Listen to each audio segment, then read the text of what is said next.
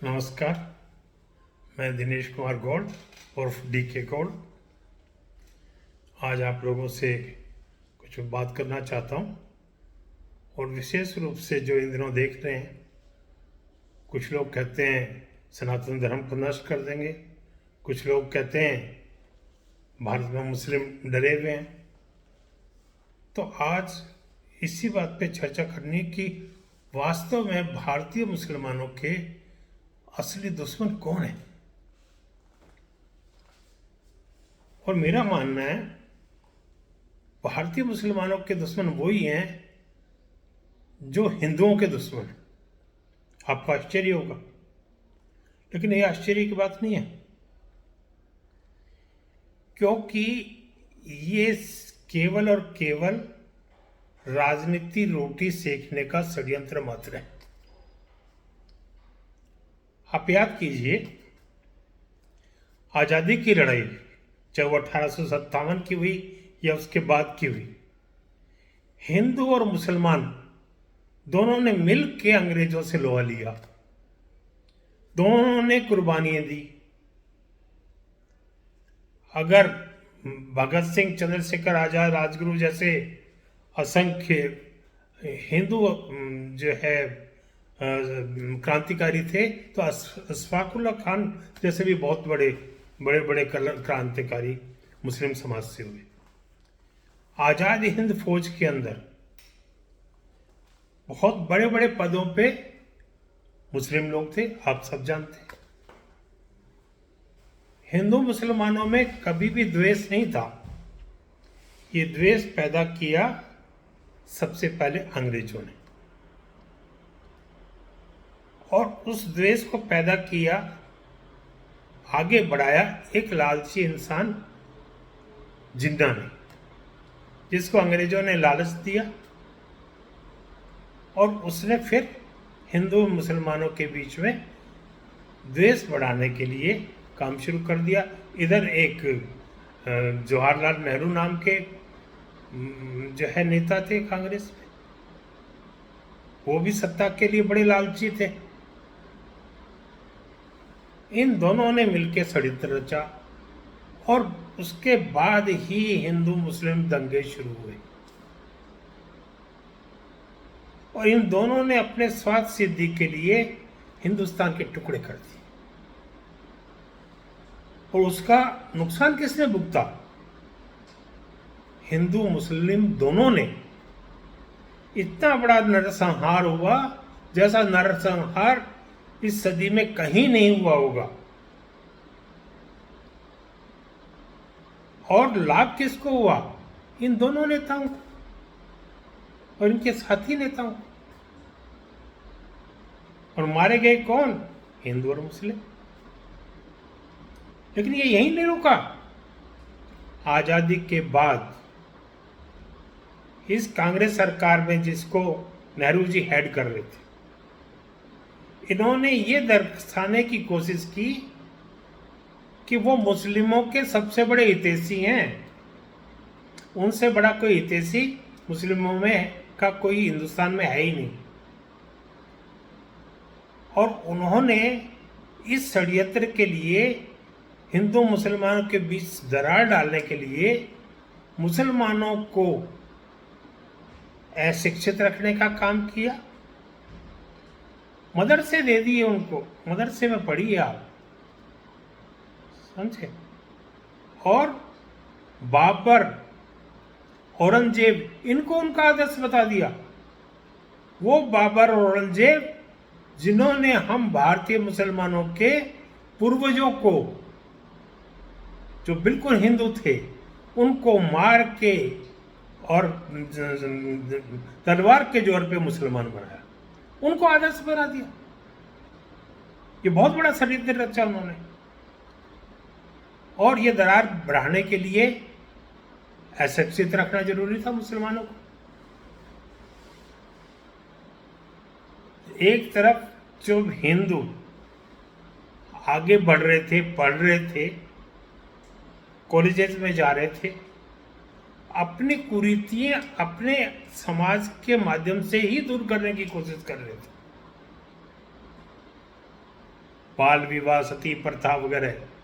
बाद में कानून बना के भी इनको अगर खत्म किया गया तो उसको हिंदुओं ने एक्सेप्ट किया, क्योंकि कुरीतियां थी। और दूसरी तरफ मुसलमानों को मदरसे में एक ही चीज पढ़ाई गई, तुम इस्लाम की चटनी चटो,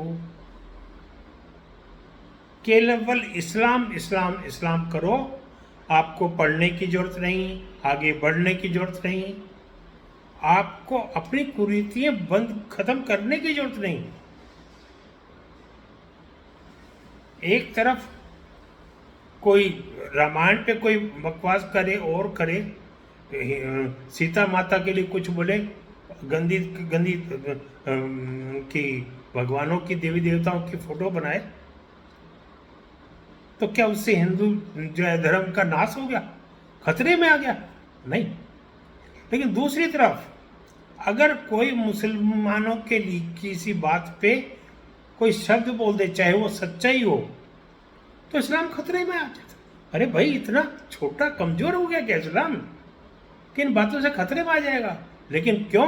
क्योंकि जहर फैलाना था, और ये जहर फैलाने में सबसे आगे रहे वो राजनीतिक दल जो अपने आप को मुसलमानों का हितैषी बताते थे, तथा कथित सेकुलर दल,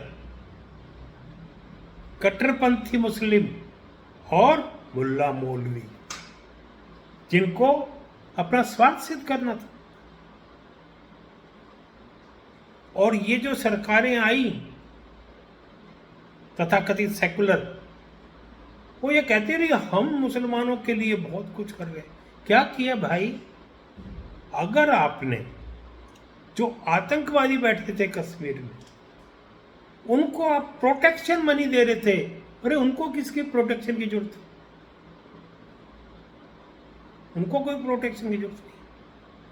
वो तो बल्कि उनके बच्चे तो विदेश में पढ़ रहे थे, और आम मुस्लिम जो वहां का था उनके हाथ में पत्थर पकड़ा दिए, बंदूकें पकड़ा दिए, तुम मरो, अपनी रोटी सिकेगी, अपने को पैसा भी मिलेगा, और अपनी जो है पूछ भी होती रहेगी।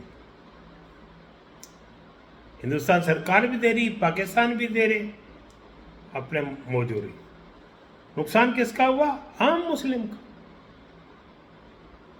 आम मुस्लिम मारा गया उसके अंदर, उसी के बच्चे मारे गए। इधर जो ये कट्टरपंथी जितने मुस्लिम जो राजनेता हैं या मुल्ला मौलवी हैं, इन्होंने क्या किया? आपको इस्लामिक चटनी चटाई, आपको कह दिया 3 तलाक बंद कर रहा तो इस्लाम खतरे में आ जाएगा। अरे भाई, 3 तलाक खत्म होना क्या गलत? बहु विवाह खत्म करना क्या गलत? अगर तुम 3 तलाक का हक मर्दों के लिए चाहते हो तो फिर औरतों को भी देने देते। तुम 4 शादी करने का हक चाहते हो तो औरतों को भी देने देते, बराबरी की बात करो। लेकिन नहीं करते, क्योंकि कट्टरपंथियों को खुश करना है, और बाकी मुस्लिम क्योंकि अनपढ़ है, कम पढ़ा लिखा है, अशिक्षित है और इस्लाम की चटनी में घुसा हुआ है, तो वो उनके खिलाफ कुछ नहीं बोलता। उनकी माँ बहनों को परेशान होना पड़ा। कौन बाप चाहता है, कौन माँ चाहती है, कौन भाई चाहता है कि उसकी जो है बहन बेटी जो है उसको कोई भी व्यक्ति बगैर छोटी छोटी सी बात पे 3 तलाक कह के घर से निकाल दे, और मुआवजा भी नहीं दे।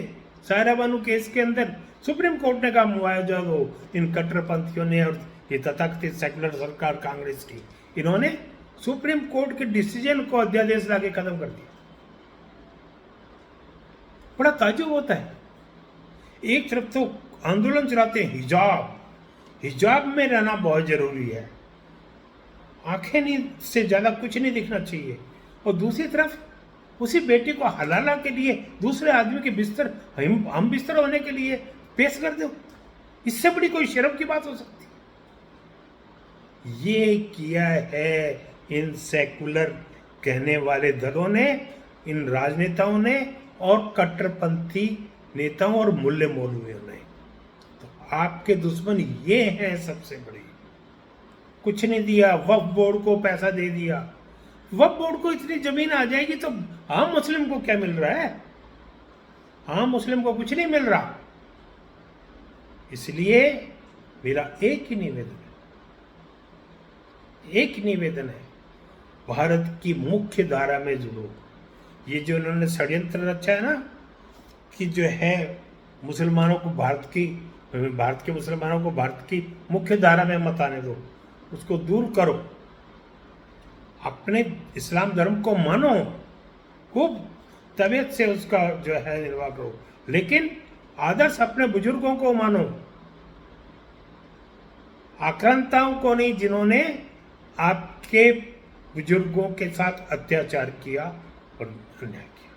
इसलिए अंत में फिर कहना चाहूँगा, मेरे मुस्लिम भाई बहनों, ये जितने भी दुश्मनी हैं, ये दुश्मन और कोई नहीं है।